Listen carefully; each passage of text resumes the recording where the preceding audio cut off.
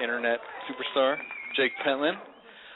Joined here, as always, with my dear friend Eli, who I won't say his last name. Hey, Jake. How's it going? It's good. Eli, this is working. I don't actually hear you. Working. Eli's actually in my guest bedroom at my house with the door closed on his iPhone. We wanted to be in the same room so we could have hand signals, but it was on delay. It was driving us crazy. So this is working. Oh, good. Okay, good. Well, welcome back. Last week's show was pretty crazy, man. I had a pretty crazy week. I won't go into it too much. For those of you who did not hear, I got another lovely call from my wonderful mother. I would play it, but it's a 2.5-minute clip here, and I don't think I can sit through it again. Not because it's too long, but because it literally turns my stomach every time, and 2.5 minutes is too much to start the show. But I just wanted to clear the air. Me and my mother are on speaking terms. I saw her this Friday. We went out to lunch. For those of you that were concerned about that, everything's fine. She was very upset. She was indeed upset about the clip Eli and I made on our test show about the lady with 2 vaginas. Can I ask what she was upset about? Well, I did a lot of thinking last night, okay, because I didn't sleep. And I started thinking about something my stepmother said a couple days ago where she said that I seemed angry. She was talking about this radio show. Not anything in particular, but just in general. And first I wanted to punch her in the face for saying that, and then I thought that's just, that would be the wrong response to being accused of being angry. So then I kind of sat for a little bit, and I thought about it, and I thought about it all night. And what I just want to say to clear the air, I hope this doesn't get another horrible phone call from my mother, but, my mother doesn't listen to this show, apparently, because she was upset when she heard the 2 vagina thing, because in her mind, all we do is sit on this show and make fun of women, because, she's basing that off a 30-second clip she heard. Last show, before she called in, I was doing it on narcissism, and the week before, was nothing about feminism. I've already sworn off talking about that. I think that did not end the way I wanted it to. We did create discussion with it in our last few AM shows, but it just became sort of a infighting in my family, and even some of the followers on Twitter. I've noticed that I get less responses on Twitter now, so I may have maybe cut myself out of it a little bit. So I started thinking, long story short, about it, and I don't know that I necessarily ruined anything with being angry, but I did think long hard. What's that? I was just going to say I don't think there's anything wrong with being angry. I mean, it's like Jake, you're angry. You really got to take care of yourself, or you really got to look into that. Whereas that's the tone I'm hearing, where if you're angry, you're angry. It's like there's nothing wrong with that. Well, that's actually angry. That's a fascinating thing to say, because that's what I want to get out. I've talked about a lot of things on the radio. My short 1-year career on the radio, we've talked about a million things, and feminism was just the one that got the most publicity because Mom was upset and Twitter, But we've talked about a lot of things. I mean, we've had fat people on, we've had gays, we've had drug addicts, we've covered the gamut on this show, and I think we only actually, in real time, only spent maybe 2 shows on the feminist thing. It just got so bad. I mean, that's not counting when Mom kicked me off for a week and all that. So it's a really small portion of our show, but I think what happened, and what I want to say when I thought about it, is that here's the deal. I am angry. I admit it. I was brought up in a family with my mother and 2 older sisters. My third sister, Brandy, was adopted. I didn't meet her till I was like 11. But my formative years, I was basically raised by 3 older women that, putting it politely, have issues with men. Okay, I think they have. I don't want to go too far. I think terrified is too strong of a word, but I think there's an issue with men. And what people don't understand is when you're the only boy in a family of older women that have some issue with men, it's not necessarily. I would be hard pressed not to have anger issues about hearing things that are sideswipes or swipes at men. And again, feminism is something I've talked about outside of my family many times. It's not that big of an issue. All I said to start it was that I felt that it was enough man bashing. And what came through, I think, to most people, I just want to clear the air, is that I was obviously upset about the man bashing on a very personal level. and I think that was clear. And I may have tried to deny it on the air, acted as if I was above it. And, I want to apologize for that, because the truth is, yeah, I was pissed. And what I was pissed about was the constant hearing that men are idiots, which, if anyone traces the Twitters or the things I responded to that my mother or my sisters said, that was basically what they were saying. And, 30 years of that, I felt the need to defend it, and it got ugly. But the truth is, at the end of the day, it's really not that big of an issue. I just want to make sure I didn't, I hope I didn't cast aside any potential listeners to the show or future friends or anybody, because I don't think I got that bad. It wasn't like I was coming on here and shooting people or slamming people. Most of the time it was in jest, but I just want to explain. You didn't do anything wrong, to be honest with you. I don't think you didn't do anything wrong. I didn't do anything wrong, but I was angry. And I am angry, and I think if I would have started the show, whatever that was, a month ago, and said, look, I'm angry at the way you, mother and sisters, you specifically, talk about men in front of me my whole life. I think if I would have said that, it would have been much more honest, and I think I'm hoping they would have listened to that.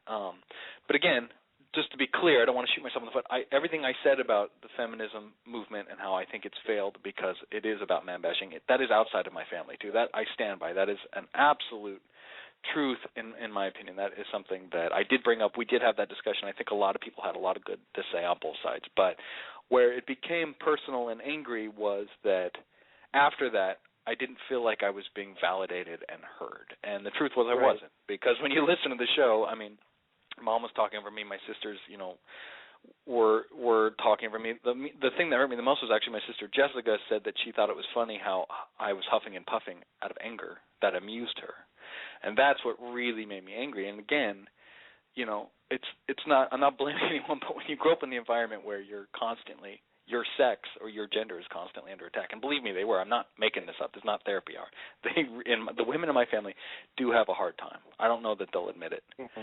But they do, and I grew up in that. And so for me to stand up and say, look, let's stop, and for them to sit there and go, oh, look, he's angry, and laughing I felt like they were acting like I was a child.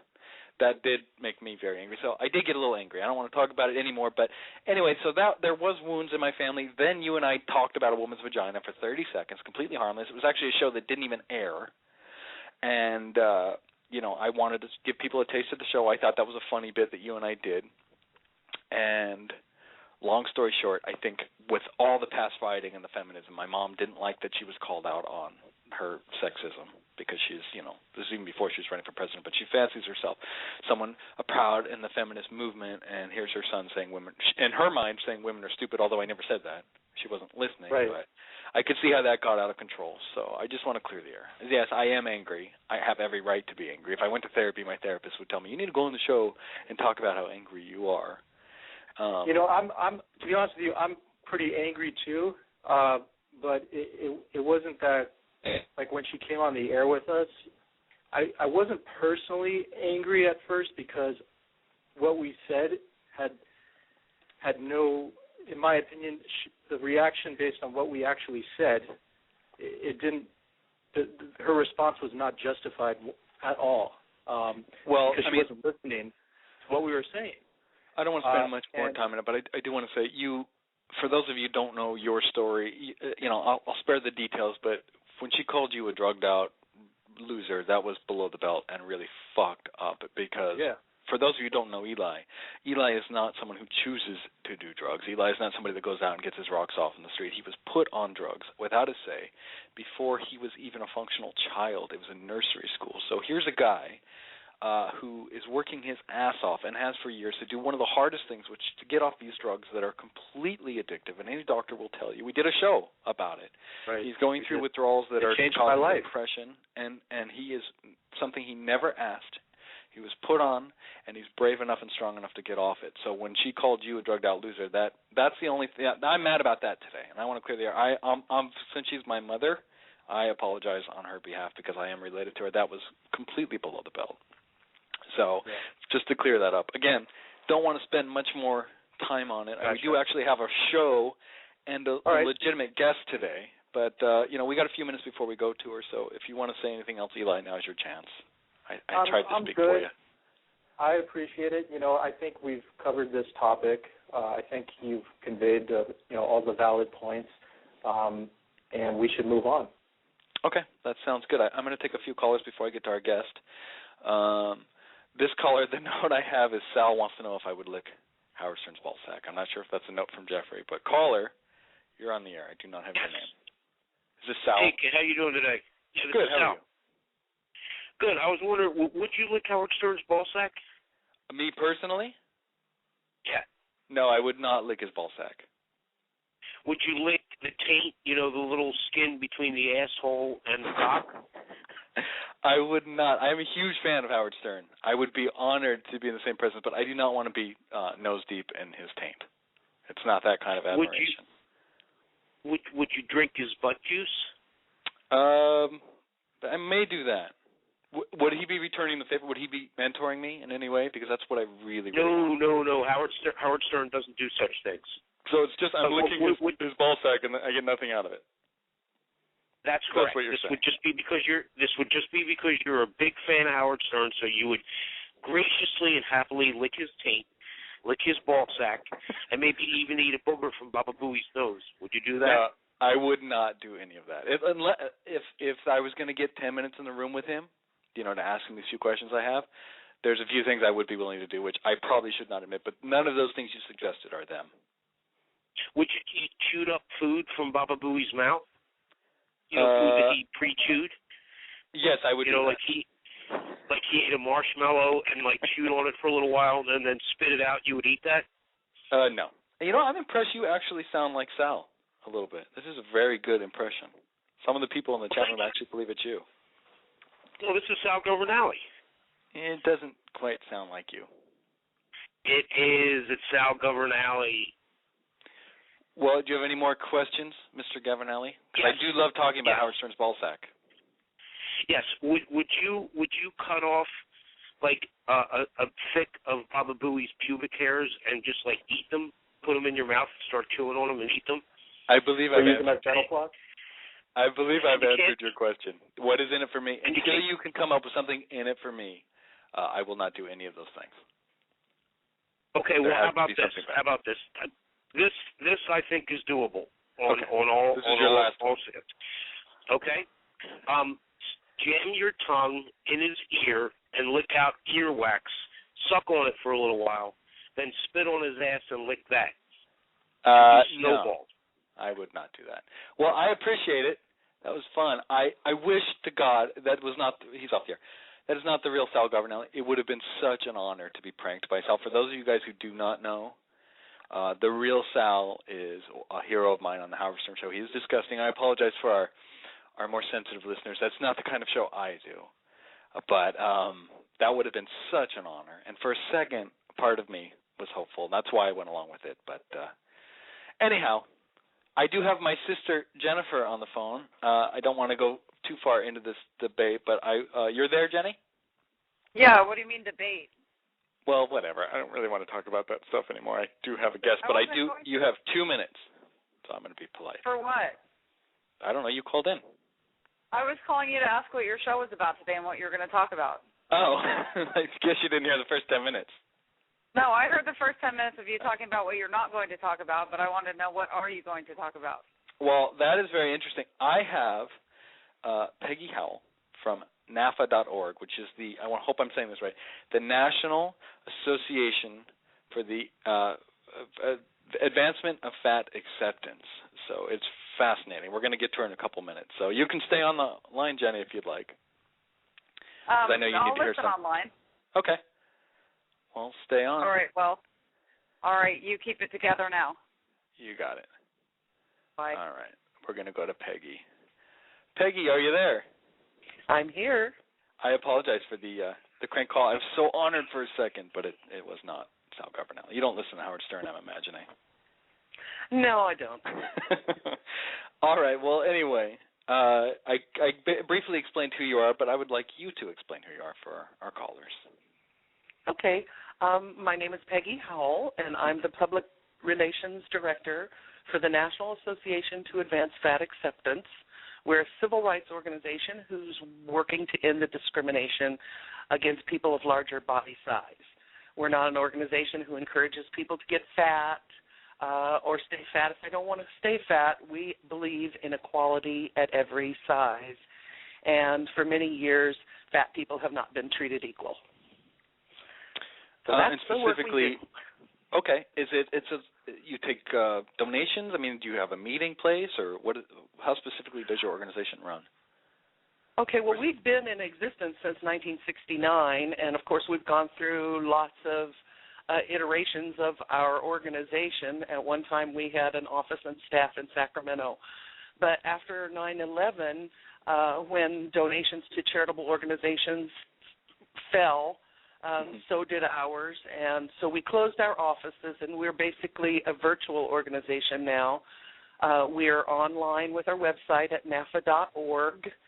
We have an annual convention, which we rotate between the East and West Coasts, and we have some chapters around the country, and we're working together with people all over the world, actually, to try to end the discrimination. We're part of something that is more broadly known as the size acceptance community. And when you're talking about discrimination, are you talking about discrimination in business for like a hiring practice you're talking about, or are you just talking about fat jokes or everything?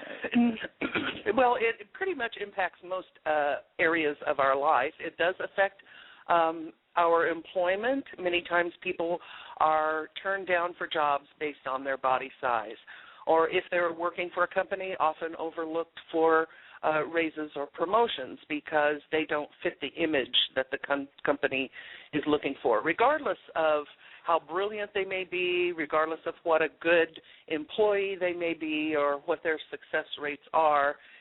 Very often they are judged solely on their body size. So either they're not hired or don't get raises or don't get promotions. And it's even worse for fat women than it is for fat men. And these are not things that, we're just making up. It's statistically proven. People who want to look for some proof for these things can go to the website of the Rudd Center, which is part of Yale University, and they've done some extensive studies that show true measures of the discrimination. But and it also affects do you have other that areas. Website? Something we could link, or maybe after the show? Yeah, I don't have that URL on the top of my head, but it's Rudd Center, RUDD Center, and they're part of Yale University. Okay. And they've done some extensive studies on size discrimination. And it also affects. Go ahead. Oh, go ahead.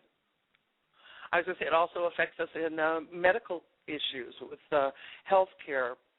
Often people present with a particular complaint, and they're told to lose weight, then we'll address the complaint. Well, I'm sorry, but is that what you say to a thin person who comes in presenting with this complaint? Whatever tests you would do that's actually on a thin good thing. person. I'm going to, Peggy, I have a guest who calls in. He's a caller of the show all the time. He's a doctor, and I actually met him. His name is Dr. Bili Gordon. He's a friend of the show. And this is I don't know if it's a complaint, but it's something that he's talked about before. He had a couple medical issues, and they had an article about him actually in the LA Times. And that was one of the things he said as well, where he would go, and no matter what he was complaining about, that was pretty much the thing. They would say lose weight. And I think he had a pretty severe medical condition that was almost overlooked. Dr. Gordon, are you there? I'm here. Hey, this is Peggy Howell from NAFA. Yes. Hey, Peggy, how you doing? Gordon. Hi.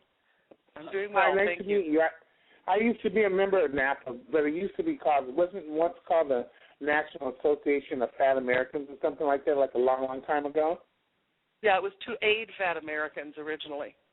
Oh, okay, yeah, something like that, yeah. Yeah, I went to like a NAFA function once a long time ago. I went to one.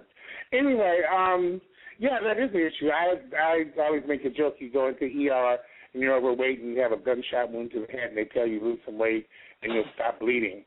And, yeah, exactly. And there's huge discrimination in medicine against people of size, and that's partially because people in medicine, whenever they see large people, they see them suffering, and the attitude, it comes out of the whole social attitude that you become obese because you have a character flaw, because you don't care.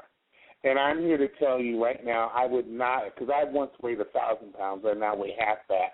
But I did not get to 1,000 pounds because I had a character flaw, because your character just can't be that flawed, you know. And no, it's the truth. And I mean, even Bernie Madoff's character is not that flawed, you know, to be 1,000 pounds. And it's like, but that's what people think. And so in medicine, what happens? You go into the medical environment, and they think, well, you don't care about yourself, so why should we care about you? And that, you know, and that's the attitude. And believe me, I had to do so much fighting with people, and also, too, to dispel all these stereotypes that every obese person has diabetes. That's not true, you know. And there's a lot of racial profiling that goes on in medicine. There's all kinds of profiling that goes on. But you know, with obese people, there's all of these assumptions that physicians make because basically they're herd animals. And that's really unfortunate, and that's really, really, really unfortunate. And I guess what, you know, earlier, Jake, you were talking about Eli and Eli's struggle to overcome the issues with the drug that he was put on as a child. Well, you know, obese people are facing the same thing.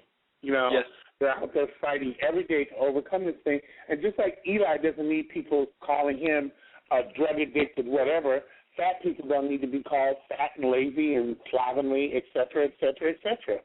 Well, this is going to be a good show. I do have a question just to clarify with you, Peggy.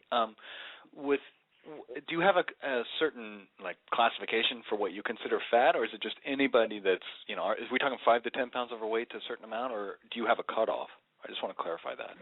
We're talking anybody who perceives themselves as having an issue is welcome to join us as long as they are supportive of people of all sizes.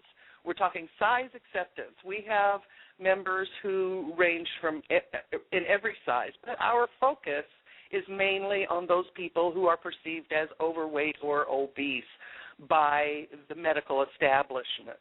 But you have anorexic members, you're saying, or people that are too thin? Well, we don't really have the kind of information to help somebody with anorexia. They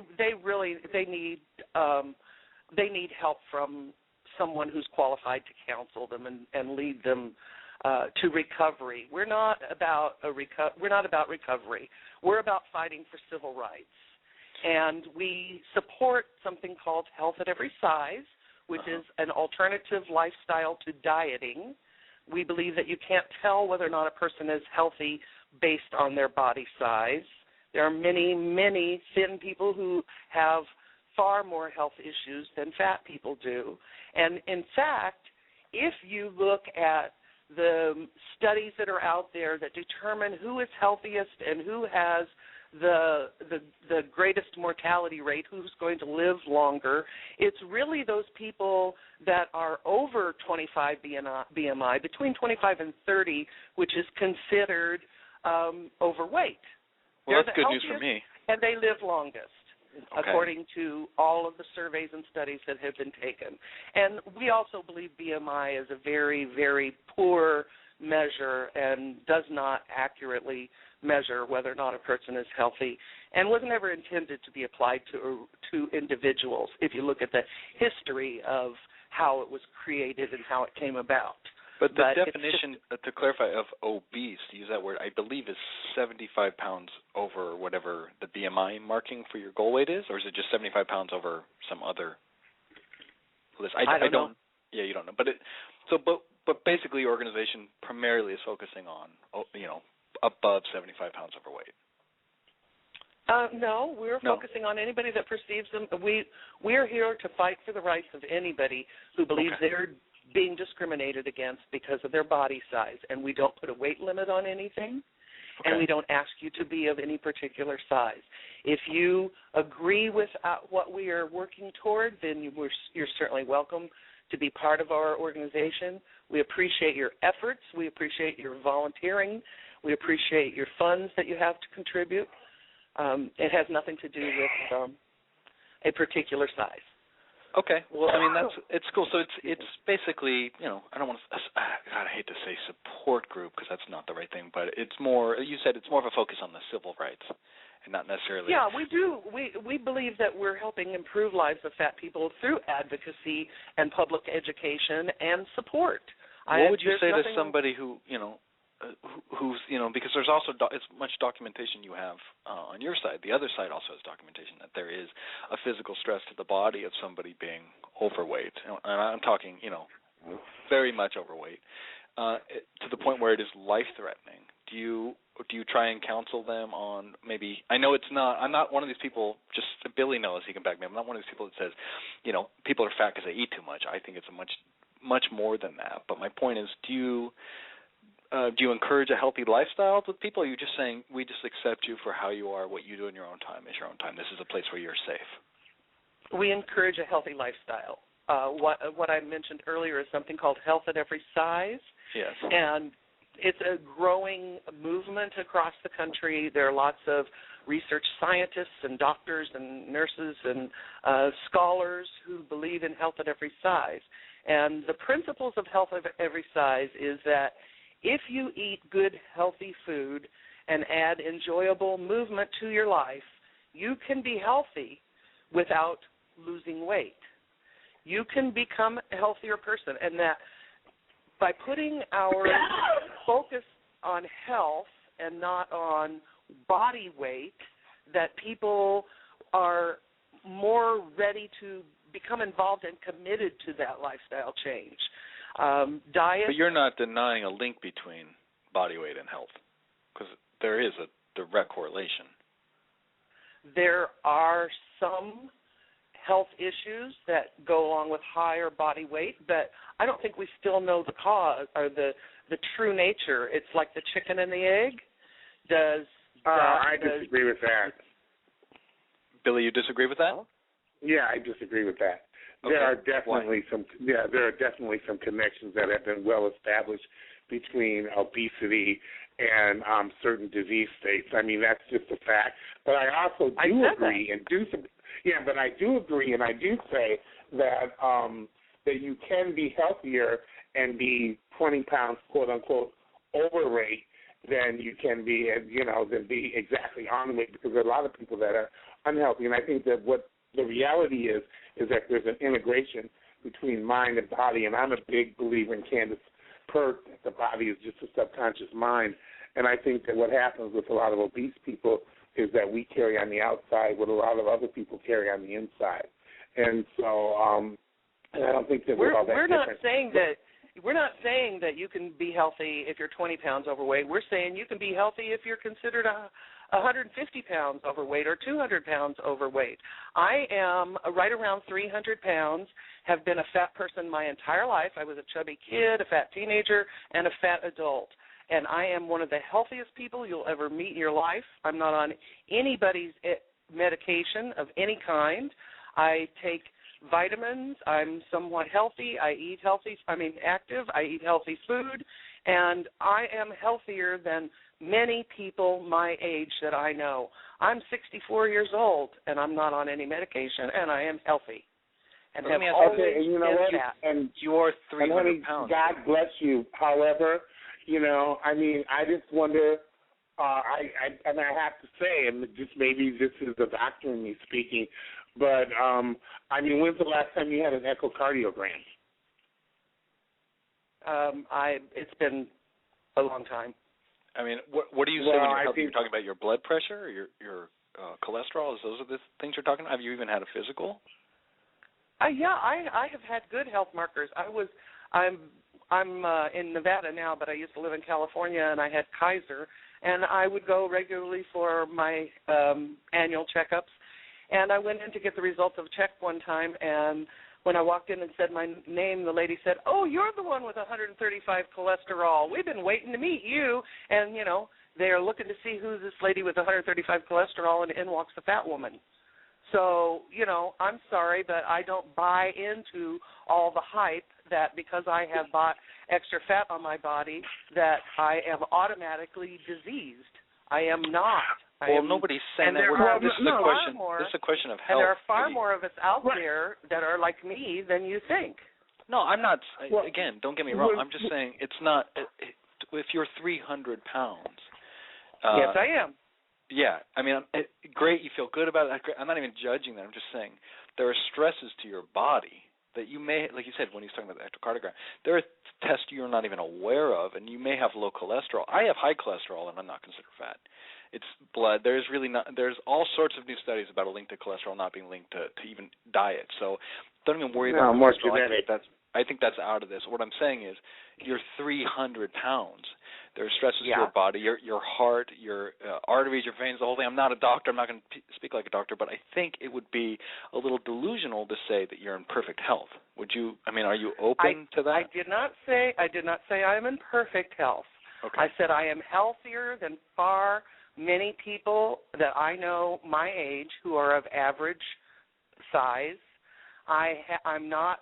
I have never had a hip replaced or a knee replaced or any of the things. Of a lot of thin people that I know have those issues.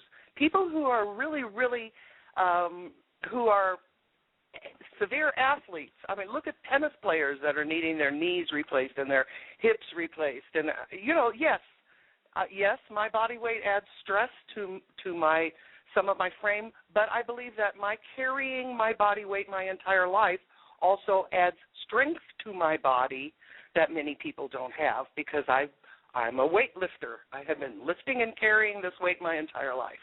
I mean, I think that's a great point, but I do want to say, just to clarify your last point, the reason, just for the sake of argument, that you're citing athletes with knee replacements because they're athletic and they're obviously damaging their body over time by being extremely active. So you might not have the knee or hip issues because I doubt you're playing tennis, at full speed. Right, or you're in the NFL, so that's a whole different thing. Because I mean, so that's in the NFL, that's not an accurate example either. And I'm not jumping on you. I'm just saying. That's not logical. Yeah, that's not. I don't understand the reasoning there. And to say you're healthier than other people who aren't overweight. Well, there's people that are in great shape that are on Lipitor and antidepressants, and they're screwed up. And I don't know why you would even compare yourself to them because they're in terrible shape. If you're at 300 pounds, the healthiest or healthier than a lot of them, then they have much bigger issues. And again, I'm overweight. I'm not even going to put the label that it's right or wrong or anything. I'm just saying I think, I'm trying to speak to you, Peggy, that asking for acceptance is one thing, but to deny the reality of what extra weight does to your body, that's very dangerous. Ching, ching. I agree with you, Jake, 100%. And I'm a person who's suffered a lot of weight discrimination because you walk in and you tell somebody you're a doctor and you weigh 500 pounds, and people go, the psych ward is that way. Because people it's really hard for people to wrap their minds around it. But here's the deal. The reality is that people, yes, have to be accepted and allowed to go on their life journey and be on their process and do what they do. But I don't think that you can say, I could find a skinnier person that I'm healthier than. Go to any cancer ward and there'll be a bunch of skinny people that I'm healthier than. But that does not mean that I don't have my own health issues. And you have to be realistic. Being obese, there are health risks, and any cardiologist will tell you that your heart just has to pump more and just harder, and that's just the reality, and that doesn't mean that you have to be sentenced to death or put away, but but there are health consequences, and I think that you have to accept that. Yes. So would you agree, that's Peggy? my opinion on it. Well, let me again reiterate the fact that our organization is a civil rights organization. We're working to end the discrimination against people of size. We have advisory board members who are medical experts. We are not medical experts. I was invited here today to talk about my organization. My organization is a civil rights organization. So, well, let me bring that point up because I'm not sure. To me, it's if you want to discuss health, then you need to invite a health expert on. I am not a health expert. Okay, so we'll you brought it up. Yeah. No, I didn't. You brought it up. No, you did. You're the one who said I'm healthier than most people my age, and blah blah blah blah, and I'm 300 pounds, and et cetera. I was asked a question about whether or not we just say that people should accept themselves without regard to their health. And I went into explaining about health at every size, which evolved to that statement. But this is I did not bring it up. I mean, fine. If that's what you want to go with, that's fine. Then we'll go to the next point. You want to talk about it being a civil rights organization. I don't know that is necessarily the right choice of words. I'm not saying it isn't, but that's a question I have because, again, my theories on what causes obesity, maybe we'll get there in a few minutes. I don't think people are obese because they can't control the amount of food they eat. I don't think it's that simple, but I am different than most people. The standard person, in fact, when I even tweeted that I was doing the show, most of the responses I got is when I said that I told them who NAFA was, they would say, tell them to not eat so much. And that's always made me mad. I've had weight issues. My family has weight issues. I think that's really narrow-minded. However, I do understand in one sense their argument because if you're talking about a civil rights movement, you're talking about defending a people that come into life a way that is discriminated against that is not their choice. For instance, during the civil rights movement, it goes back hundreds of years, but let's say the 60s, with African Americans, they were being discriminated completely off just the color of their skin. Where people are going to have a hard time accepting your organization as civil rights is because, right or wrong, this is, in their estimation and definition, a choice. You have behavior that you're doing that is making you overweight. It's not like you're born 400 pounds and now you're asking for people to accept you. You're making decisions day in and day out that are making you 300, 400, 500 pounds. So to say it's civil rights to me, and maybe I don't know what civil rights are, and I'm open to that. You can definitely respond, Peggy, but I have a hard time accepting it as a civil rights organization on that alone. This is not something that you're discriminated against by something out of your control. In so many words. Do you understand? So which of my rights should be taken away because of my body size? Well, I would say, I don't know why you'd ask me that question. First, I want to know if you agree. Because in the very beginning of the show, we talked about the way fat people are being treated, the way they are being discriminated against in employment and in health care. That's as far as we got until you invited do you think you could be a police officer? So, you think you could be actually, a fireman? I have a friend who is a police officer, and she's as big as I am. Yes. And she's actually out on patrol. That police officers do a whole lot more than be out on patrol. Can you be a patrolling police officer then? That's not the question. I am not asking. I'm answering your question. That's not the issue. No, I never said any rights. Peggy, I never said any rights should be taken away. I'm saying you're the one calling it a civil rights. You're saying that our organization should not be classified as a civil rights organization. That's my opinion. I didn't say that. I'm asking you to because we're not being discriminated against because being fat is, in some people's eyes, our choice. Well, okay, what rights do you take away from people who drink alcohol? Well, sometimes they lose their driver's license, if they're driving drunk. What rights they can do you lose take away custody from of their people children. Who smoke cigarettes? What rights do you take away from people who smoke cigarettes? Well, we're not allowed to smoke in restaurants, on airplanes. I mean, there's a lot of rights taken. I was a smoker for a long time. Yeah, but also, too, I disagree because I don't even think we should use that analogy because I don't think that obesity is a conscious choice. And as a neuroscientist, there's a ton of stuff that shows about how habit formation occurs in the brain in the different areas, and I spare you the nerd science, but it is not a choice, and that's the thing, I agree with you.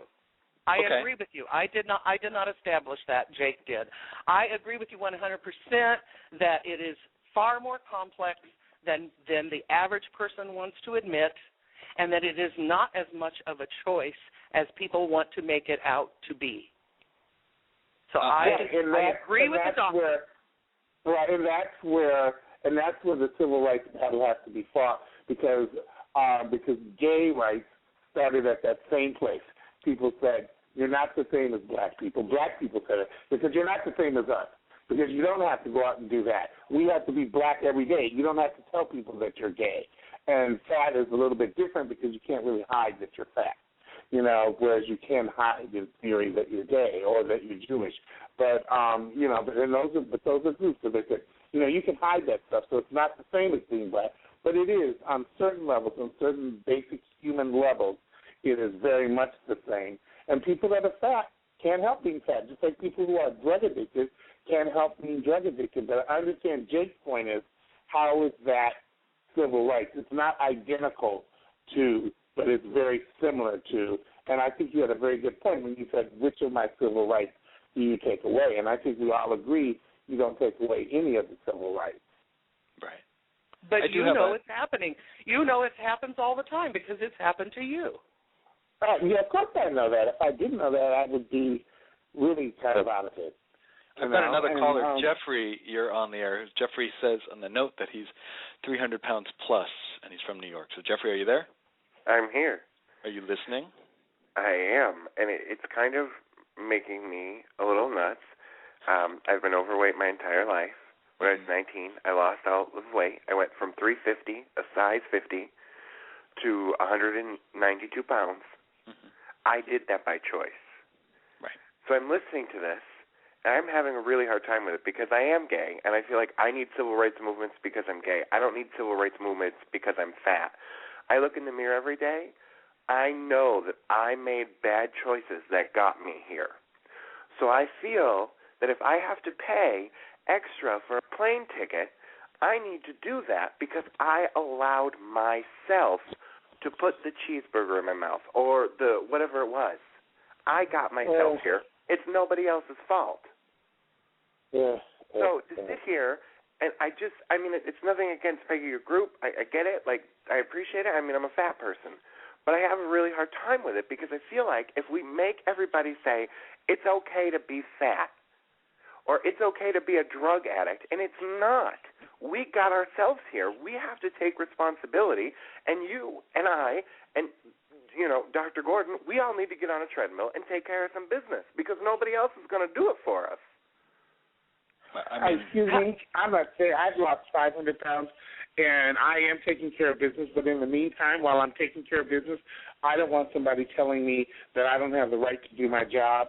I don't have the right to be treated with respect in public. I don't have the right to promotions, and I don't have stuff like that. I guess maybe I'm just from a different place. Like, I've never had that problem. I've been really obese, and I've been really skinny. And maybe it's just that you guys are a little more sensitive to the issue. I work in a daycare center. I mean, I have people come looking at me. I'm watching their children, and I'm fat. And it's never been an issue. The fact that I'm a guy is an issue, but not the fact that I'm fat. It's never been a problem. I mean, I'm glad that you had that experience. I'm glad that you had that experience, but other people have not had that experience, and that's like the black person that says, I've never been discriminated against, so, we don't need these things. It's like the token. That's like the argument of the token. But, I mean, I know about being thin. I was a cheerleader at Michigan in college, so I was thin. I know a lot about being thin. I used to do backflips off the wall. But that's not the point. The point is that when people are obese, they're going through a process, and it's not. And I mean, I'm sorry, but I detect a lot of self-loathing in your voice, and it's not about. And I think that people who are overweight have been punished enough, and saying that I need to punish myself. I didn't choose it. I didn't choose it. I struggle with this every day. On Super Bowl Sunday, I fought like hell not to order pizza, and I didn't, and that was a triumph, and I'm happy about that. But there are a lot of fat people who weren't as successful, and there have been times in my life when I have not been as successful. And I'm sorry, I can't blame myself for that, and I certainly cannot punish myself for things that are happening because I believe that it's a condition, it's an illness. And I think that, and I know, Jake, you won't like that, but I think that it is. And I think that, and I think that you don't punish people for being sick because I do think it's a disorder. And probably nobody would like hearing that. Well, I'm not saying that people should be punished because they're fat. What I'm saying is that we have the power to make a difference in our lives. Only us can make the choice to do something about it. And I understand what you're saying about on Super Bowl Sunday not getting a pizza. We can't change the fact that we're gay, but we can change the fact that we're fat. And it's tough, but it's the same thing as an alcoholic trying to put the drink down. He has that power to put the drink down. I don't need a meeting to tell me that I need to watch what I eat and work out. And I don't like to work out, and I'll be the first person to admit it. I am not a workout person. I'm not going to go to a gym and work out on an elliptical because, you know what, I'm not going to be the only fat person there. And you know what, it does make me uncomfortable. So I've got the shit at home that I can use it. But the thing is I don't want to do it. So I know that, okay, if I'm not going to work out, I need to watch what I eat. I need to put down the cheeseburger and pick up a piece of celery and take care of business. But at the same time, I feel like we can't sit here and say, poor us, poor us, poor us. It's not an illness. It's just a fact. Like, we just overate. We got here because we overate. I mean, an alcoholic is an alcoholic because they drank too much. Right. And so you're going to say that alcoholism is not a disease as well? No. Are you kidding? Like, I really feel like that was classified so the insurance companies would get money. Like, I think that's just a bunch of bullshit. Like, I'm sorry, you know what? I had a problem. I drank every day. And I stopped. I put the glass down, grew up, grew a pair, and solved my problem. I don't need – you just don't need it. Like, it's just people making an excuse for their problem. No, that's just not true. That's just not true. There's a preponderance of science that disproves that that's not true. There are definite changes in the brain that occur that cause these conditions. I'm glad that you had some success with that. I would love to scan your brain to see what's so unusual about it. But it's like, that's just not true. I'm saying from a scientific point that it's just simply not true. And people that have, and I'm sorry, go on. Just a quick question. When a person or an individual changes their behavior, does that in turn change the way their brain works? Yeah, absolutely. Exactly. You can act your way into when you change your behavior, it changes the wiring in your brain because everything that you do is represented neurobiologically. And so when you do something, these little things happen and go beep, beep, beep, beep, beep. And the more you do it, then your brain anticipates and says, oh, well, this is what we do now. And so then you go beep, beep, beep, beep, beep. So I bet you when you stop drinking, what happens is you stop drinking, and then after a while you get the urge to drink, you would do something else. I don't know what you do, but you do something else, whatever you do. And then eventually after so many days, your brain is like, well, we do this, and we don't pick up a drink. And that's the point. And I do that now. I mean, it's like I do 3 meals a day, absolutely nothing in between. I mean, nothing in between, because that's what I have to do to continue removing weight.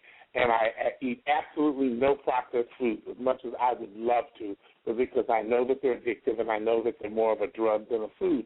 And so I do those things. And, yes, we do have to assume personal responsibility for ourselves, but also, too, I do see it as a condition.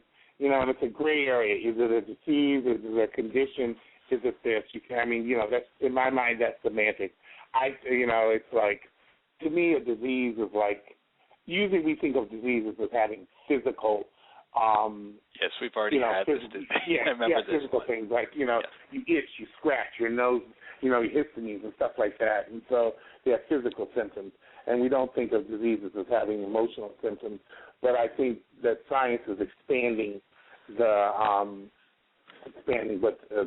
we did a whole show on because I have a different argument about disease, which we don't need to get into. I mean, I don't want to digress. I just want to interject. Since Peggy is our guest, I want to give her a chance to speak. I was saying. That's okay. You guys are doing a fine job. No, you're the guest. These people call. Jeffrey and Dr. Gordon call all the time. You're the special guest, so I want to give you your chance to talk. I just want to say one of the things I was concerned about with your organization was basically what the caller Jeffrey said. I wasn't expecting to come from a 300-pound man, but that's the argument that I think is probably something you deal with all the time in your organization, which is, basically in so many words, it's your behavior, stop eating. And I want to give you a chance to respond to the caller Jeffrey. Because he basically said what I was saying earlier. So this is your chance. Well, I don't even know that Jeffrey had a question. Jeffrey just wanted to express his opinion, so it appeared. But do you have anything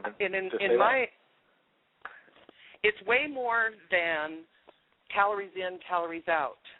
There's way more to it than that. There are way more reasons that people are fat than the fact that they eat food or too much food.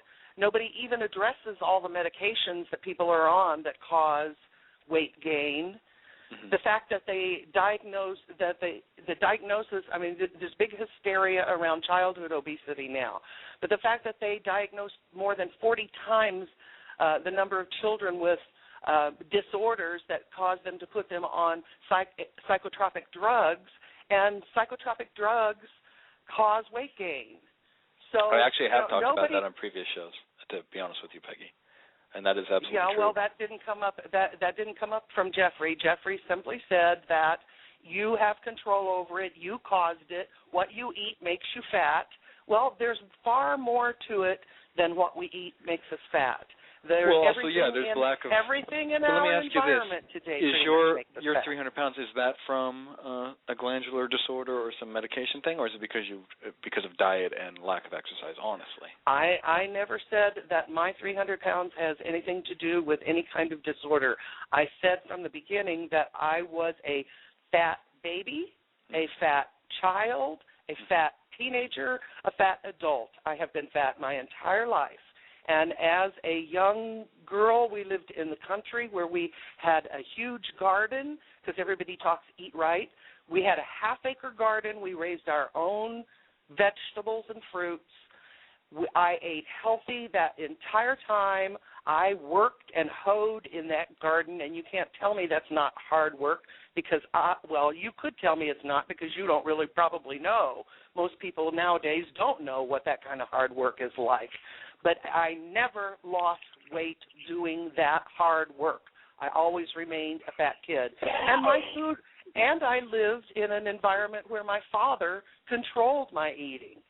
We did not have snacks between meals. We ate 3 times a day, and he controlled what we ate. What do you mean by controlled what you ate? I mean, he had a strict diet for you, or he just wouldn't let you eat on your own? He had a strict diet for us, and we sat down and we ate at mealtime, and that was all we ate. We didn't eat in between. Was he heavy? So nobody can tell me. He was up to one point until he got colon cancer, and then it was after that everything changed, and that's when he began. When he began to inflict particular rules about how we ate in our household. Did his colon cancer, was that thought to be diet related? Is that why he got all aggressive with dieting? Who knows why people get cancer? No, I just think that's a weird reaction that you would control what you eat. Fortunately, it was caught early enough in his in the process that he didn't have to have a colostomy or anything. He had a bowel resection, and it never recurred. But after that, then he became conscious of what was eating, because nobody knew what caused it. I find it interesting. I'm not extremely heavy. I definitely could afford to lose a few pounds, and I was a skinny kid, crazy skinny. My sisters were always struggling more with their weight, but long story short, because my sisters were overeating, my mother and father tried to get it under control, Jenny especially, and at one point they actually put a big chain and padlock around the refrigerator. And I went to Weight Watchers camp at 70 pounds to be with my sisters, always the skinniest kid. And this is something I wanted to talk about. I was there for 2 months at Weight Watchers camp, skinny, just there to hang out with my sisters. By the end of the camp, I was fat, and I've been basically struggling with it ever since. So for me, and I don't know if there's a correlation or not, but there is something, in my opinion, which is what I want to get to in the last 5 minutes. There was something about my intake of food being controlled, losing that control. For me, not speaking for anyone else, that began an unhealthy relationship psychologically, if you will, for me and food. That's real easy, Jake. Because what's that? You can't. Yeah, that's real easy, because you can never get enough of something that's almost enough. So when you start really controlling the intake and you start depriving yourself, you'll always overeat, because you're not getting enough of, you can't get enough of something that's almost enough. That's absolutely true. And I think we can use these last 5 minutes together to talk about is, it's not, I'll be the moderate one here. It's not, for people out there that don't understand obesity, it's not as simple as these people just don't work out and eat too much. Although obviously there is a correlation between how much you eat and your activity, there is a much deeper issue forcing these people, because the bottom line is, I was thinking about this last night, I could not eat. I watch those shows when the people are like 400 or 500 pounds and they follow them around during the day of what they eat.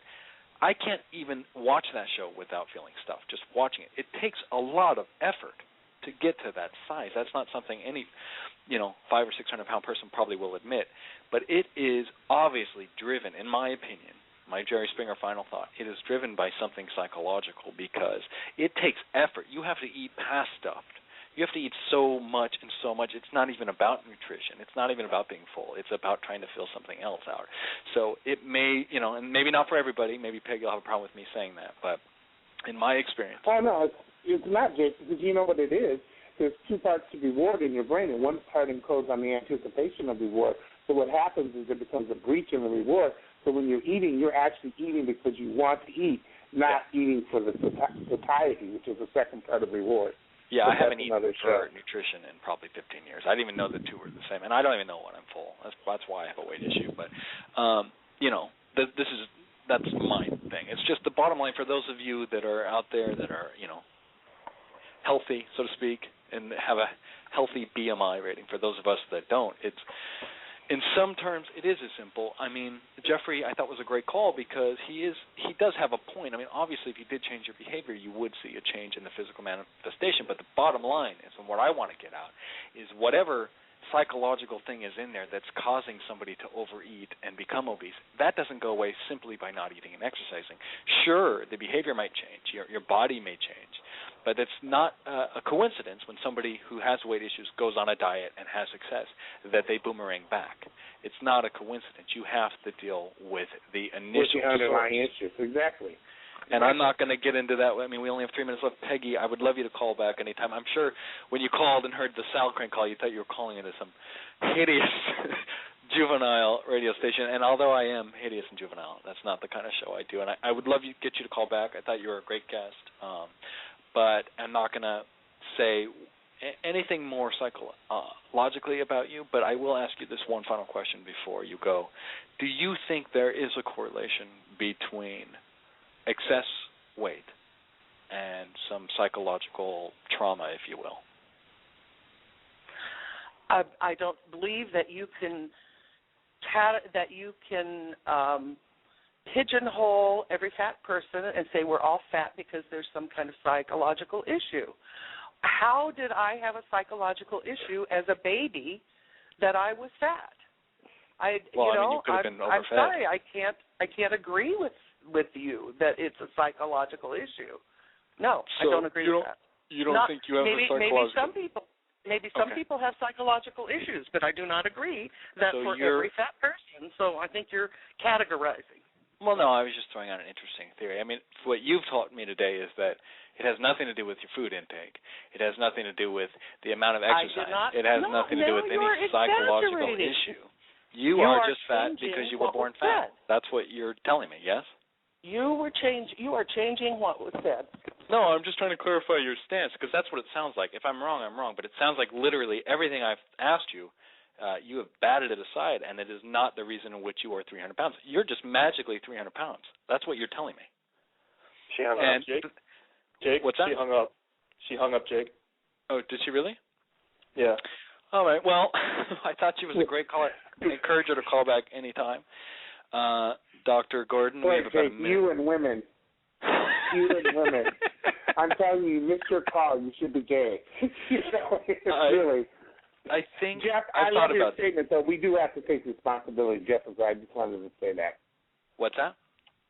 I just wanted to say that Jeff was right. The people have to take responsibility of where they're at. And so I just wanted to say that I agreed with at least most of what he was saying. Well, I mean, I think that's what he's saying. I don't want to speak for him. But I'll tell you, this show, what I've been trying to do with this show is a simple little mission statement, which is this. Take responsibility. Look at yourself deep down and question why your behaviors are their way. There may be some dysfunction or baggage. You may be perfect. You may be magically unhealthy for, magical reasons. But be willing to accept that. And I think the problem I have, it's not women. I know you're kidding, Dr. Gordon, but I do have a problem I find with people that aren't ready to go there. And it's very hard to get people to go there. And it's, I don't, they have to be ready. And I don't think Peggy was ready to go there, and I think that's why she hung up. And I think the same things have happened in my past. Many times people have hung up. I don't think people generally like to be called out, and I think I'm safe. I think I'm sweet about it, but even then, it's not simple. But what that should tell, what Peggy should be thinking right now is why did I hang up? Why did I get so angry on a simple question? That's the question I'd be asking myself. And I urge all my listeners and callers, and I want to thank everybody today, with 10 seconds left, to do the same. You know, it may not be dysfunction like alcohol or obesity, but at the end of the day, look inside and ask yourself, why do I get so angry? Thank you, everybody. We'll see you next week. See you next week, baby. Wow, that was a great show.